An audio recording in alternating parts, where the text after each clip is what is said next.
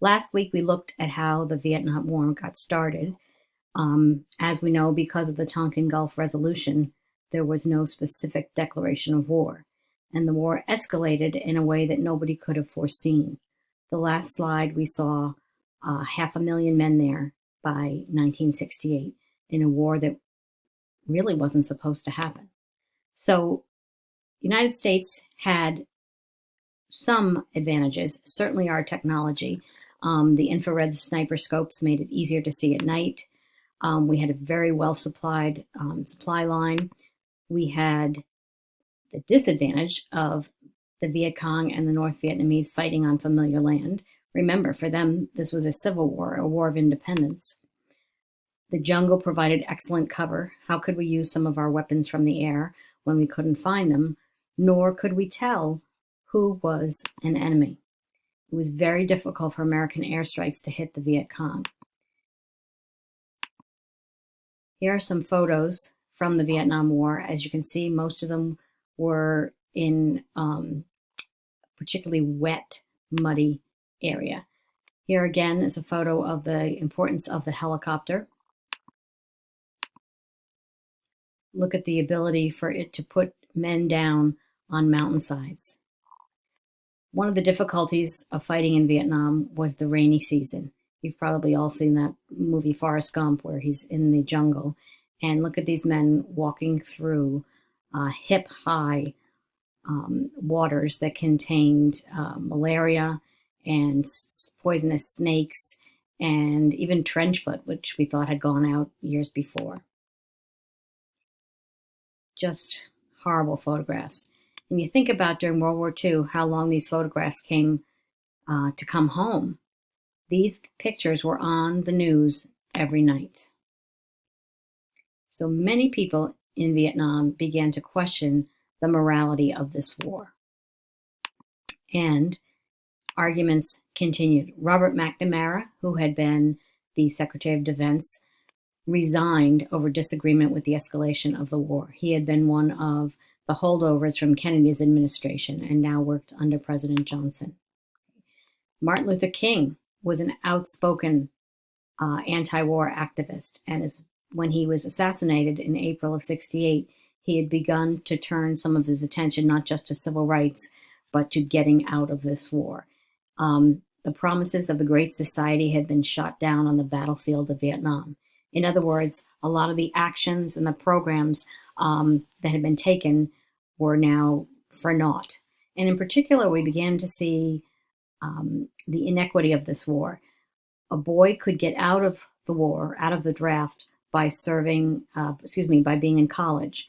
And therefore, we saw a disproportionate number of young men and a number of men of color. Of course, the most famous person we're probably aware of who got out of the draft was the president, who 5 times was drafted and 5 times got a note from his doctor saying he had bone spurs on his heels. So think about this. War is never pretty, but one began to wonder at what point does it stop from defense to being indefensible over moral issues. A lot of the napalm, a lot of the bombs, a lot of the efforts to root out the Viet Cong were being done in countryside areas, in villages where innocent people lived. One of the most famous cases took place in 1968, and I want you to click on that link that I put under classwork. It's called the My Lai Massacre, and it was a case where American soldiers literally massacred every single person in the village: men, women, children, old people. A lot of this did not come out till a couple of months later. There were investigations, and it made the attacks on villagers look absolutely indefensible. Here's a photo of the My Lai Massacre, and as you can see, this almost reminds me of that horrible picture from the rape of Nanking, and in fact, there were many rapes that occurred, often after the woman was dead. So in January of 1968, 1968 is the year you want to remember. That was the peak year of the war. The holiday of Tet is the Vietnamese New Year, and the United States began an offensive that occurred at the same time. And the Viet Cong had been launching attacks on major cities throughout the South. They had even stormed the walls of the American embassy in Saigon. Again, watch this link. I have it posted, and it'll show you how the reporters were able to be right there and bring it back to the evening news at home. Okay. Here's a photo of 3 American military police who were killed in defense of the American embassy. And I guess it's a victory because the US and the South Vietnamese were able to push the Viet Cong back. But this became the turning point. If we think of Midway as the turning point in World War II, it's where we stopped the advance of the Japanese Navy. This turning point is a little darker. And the question we want to ask ourselves is Vietnam winnable? Is there a way that we can win this war? And if we do, what will the cost be? At home, more and more pressure on Johnson, more and more public protests, kids burning their draft cards, kids fleeing to Canada to avoid the draft. It became a hotbed of politics. And General Westmoreland asked for 200,000 more troops, and Johnson said no. So one could argue that this war was not winnable without the full support of the American people, and it certainly wasn't there. LBJ is so distraught about this war that he decides not to run for a second term in 1968. Look at this photo of him, just a man who was overwhelmed by the responsibilities of this office and the difficulties of getting the United States out of war. And how do we exit a war? We have never truly lost a war before. In 1968, the Democrats have their convention to choose a presidential candidate in Chicago, and there are violent protests everywhere. The Democratic nominee was a man by the name of Hubert Humphrey and his running mate, Edmund Muskie, and hardly anybody even paid attention to these guys. It was more, look how the country is being ripped apart. There are Chicago policemen clubbing, protesting young people, bombs, not bombs, but tear gas, etc. Thousands of people being arrested, and this, of course, being seen around the globe.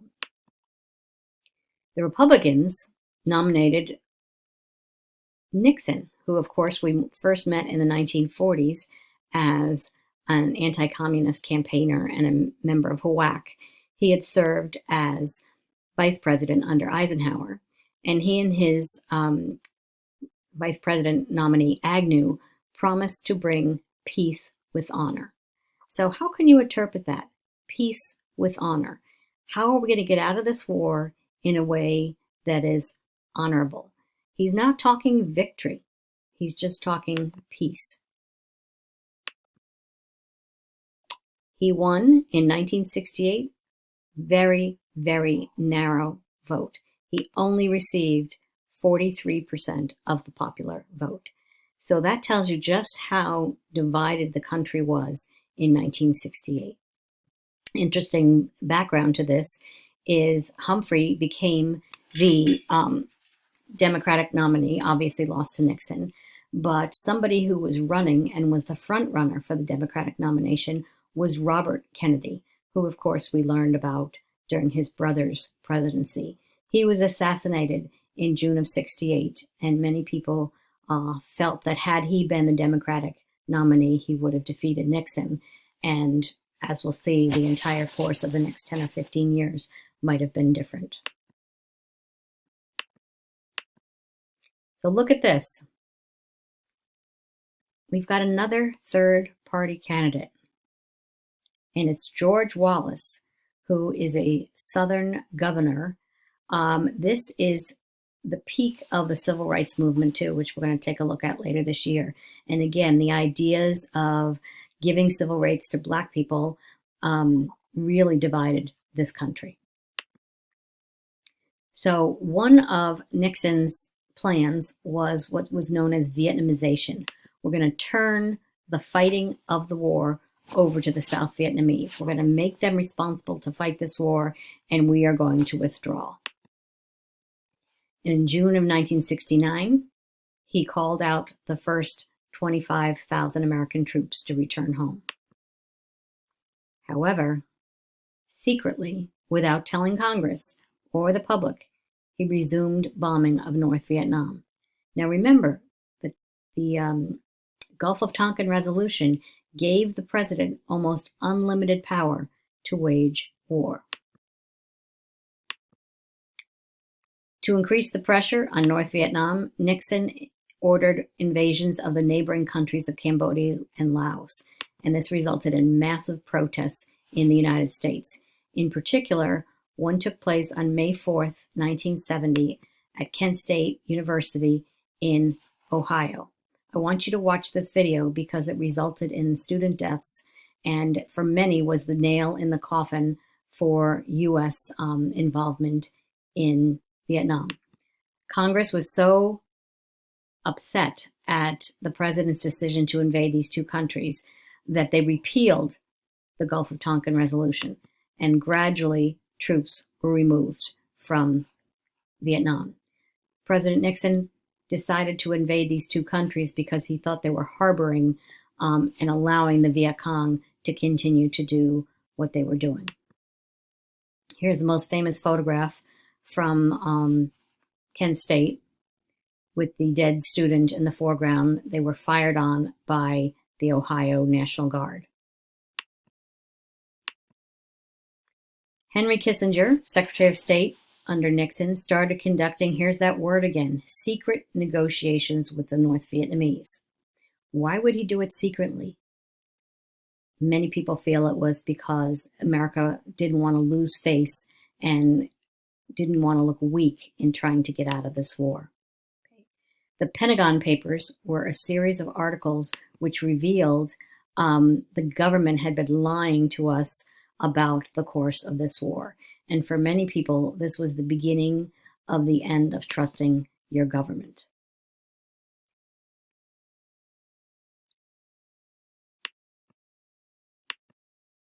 In January of 73, a ceasefire was signed. And in March 1973, the last U.S. troops left Vietnam. But that's not the end of the story. In 1975, North Vietnam took over South Vietnam, and today the country is united under a communist flag. So for many, this is a colossal failure. Now, if you had been a South Vietnamese supporter, especially in the military, you had to flee for your life because the North Vietnamese would kill or capture you and put you in a re-education camp. So millions of South Vietnamese took to the waters, took to the roads, took to the mountains to get out of South Vietnam. Here's a famous photograph. This is the South Vietnamese who had been working in the American embassy trying to get the last helicopter out of South Vietnam. This was on top of the American embassy there. Another photograph from that.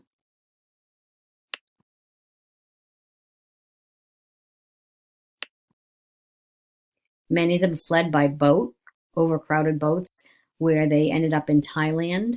In many years, they remained in camps there until they were given refugee status in different countries around the globe.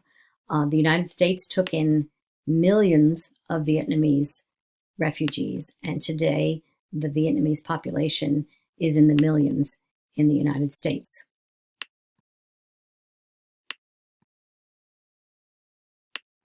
But not a pretty chapter in American history, not a clear-cut win. In fact, many would consider it an enormous loss. Next, we're going to look at how the protests against Vietnam changed the landscape of the United States.